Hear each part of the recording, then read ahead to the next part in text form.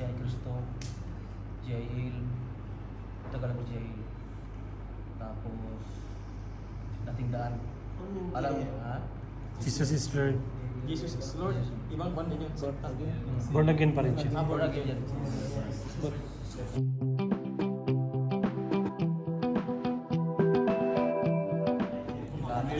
Ah, tapos yung Dating Daan.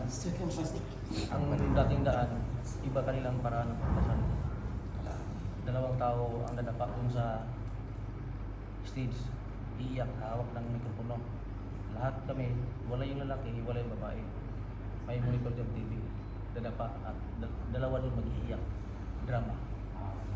Oh, iyak, nagkakaawa, gano'n.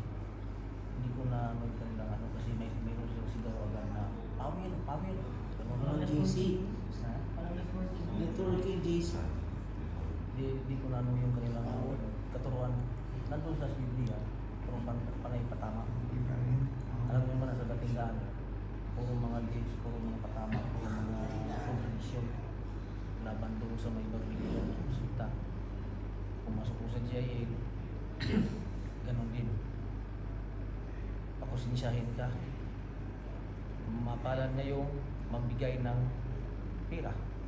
Kasi mayroong ano sila doon eh. Magbibigay doon eh. Ang hindi magbigay, alam mo na. Hindi ko na gusto ang kanilang ano, kamaraan.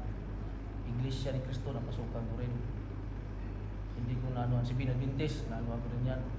Pero sa puso ko, lagi akong na ano ba? Na ano yung nanaginip na nagsahada. Oh, hindi lang mga apat siguro bisis. Lagi ko na nanaginip. Pero nung medyo nag-ano na ako, may ano na, nag-aral, tapos na ako nag-aral, nagtrabaho na ako, hindi na alam ko yung katuruan ng Islam. Doon ko panay-panay yung ano ko sa, gusto ko talaga pumasok sa Islam. Makita ko ng moske, talakit ko sa mga alanganin ko lagi sa mga Muslim. Kasi baka anong Kristiyano ko eh, baka anong gawin na sa akin eh. Nung lagi na akong nanaginip, pinuntahan ko talaga yung Quiapo, Golden Muslim. Hindi ako niligaw. At napagtanungan ko lahat doon, halos lahat doon puro mga balik Islam.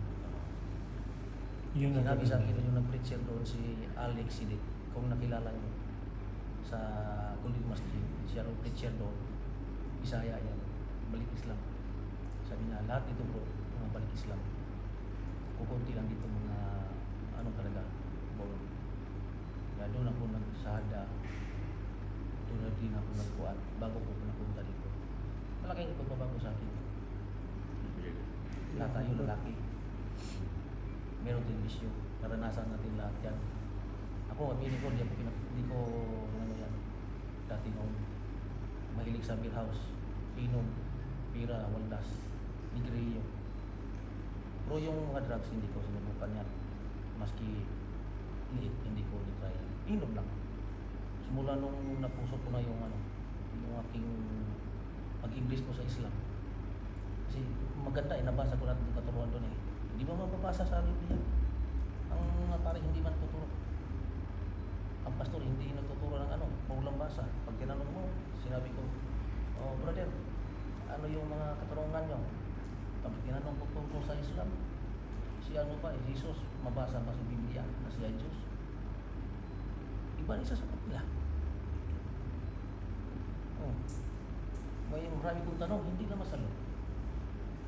Kaya naano ko sa mga debate, yung mga debate na panood ko sa si Ernesto Cruz, si Javier, or yun, kung ano yan, si Javier. Tapos si Ernesto Cruz, yung taga Bohol, si Sainad, yung taga Bohol, na ano din, tapos yung ano ko, Barcelona. Ayun. Yan. Pinanood ko kanya mga debate, mga ano, maganda. Kaya pinasok ko na yung Islam. Maganda sa akin, makuha sa akin spiritual ko, sa akin buhay. magaan. Alam nyo man yan eh. Tayong mga balik-Islam. Naramdaman mo yan. Malaking pagkakaiba. Yung dati at na ngayon. Natin natin.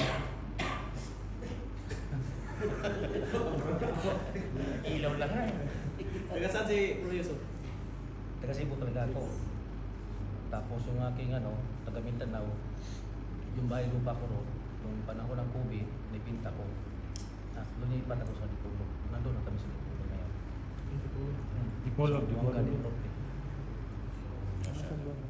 Ah, si bro. Ay, haba-haba lang sa atin. Isang oras ito natin. Mahirap ng kwento ng buhay ko. Baka pag malaman nyo iiyak kayo. Hindi. Wala naman. Iyakan na pala ito. A'udzubillahiminasyaitonirrajim. Bismillahirrahmanirrahim.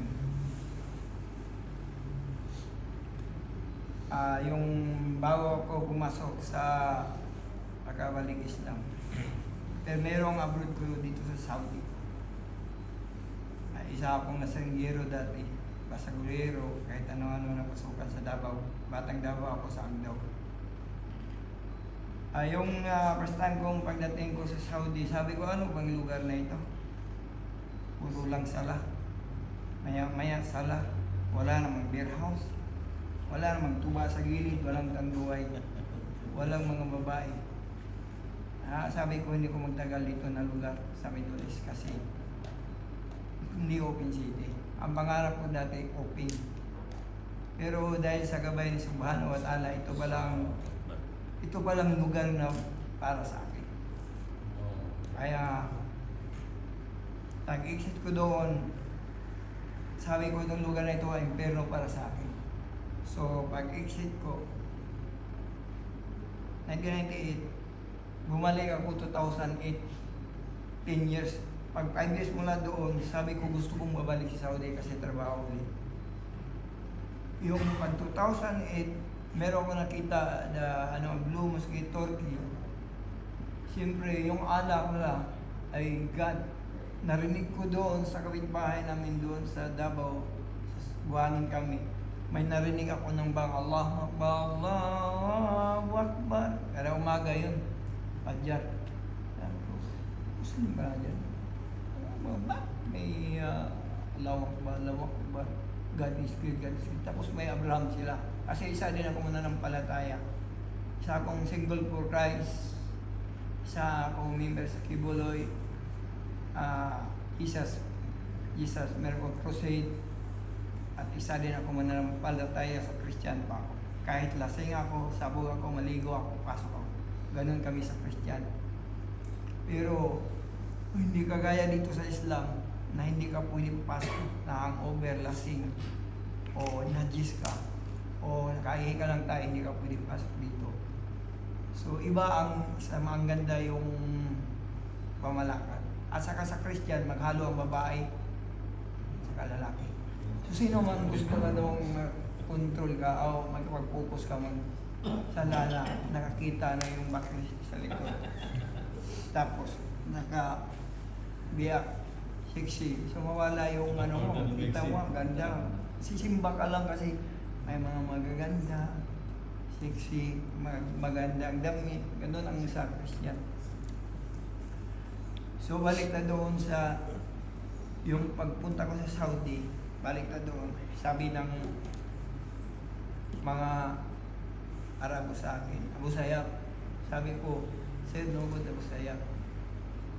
Sabi ko, ay, mara. Gusto ko babae kasi uso-uso. Gusto ko yung mahaba.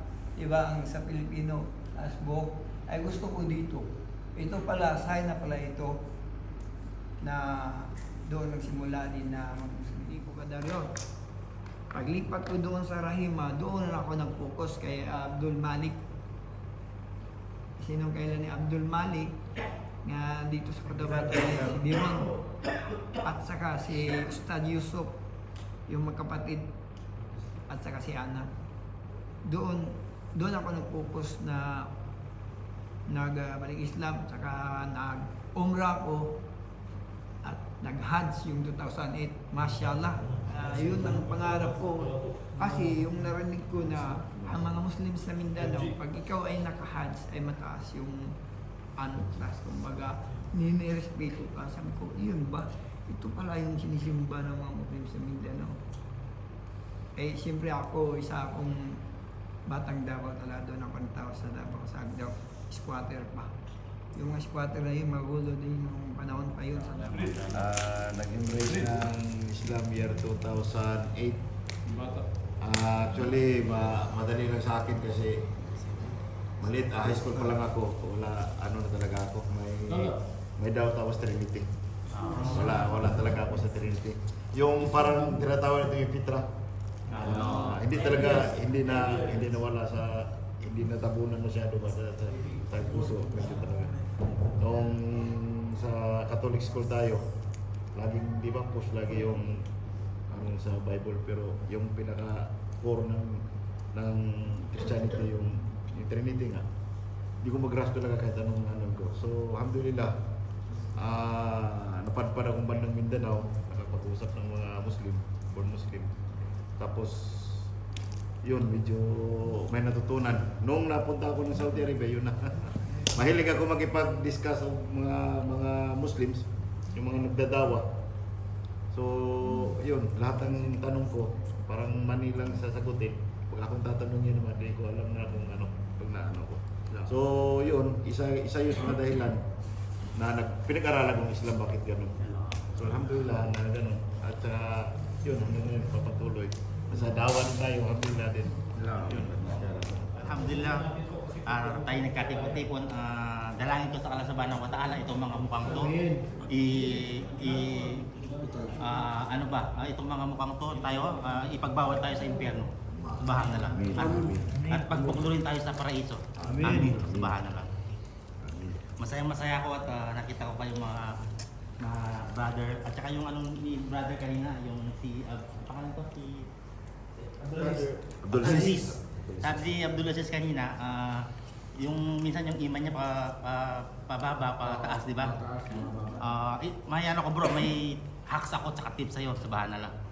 Alam mo ba yung isang dahilan para maging mataas yung iman natin? Yung palagi yung pagsama natin sa mga brother natin. Yung kapwa mananampalataya natin. Sabahan na lang.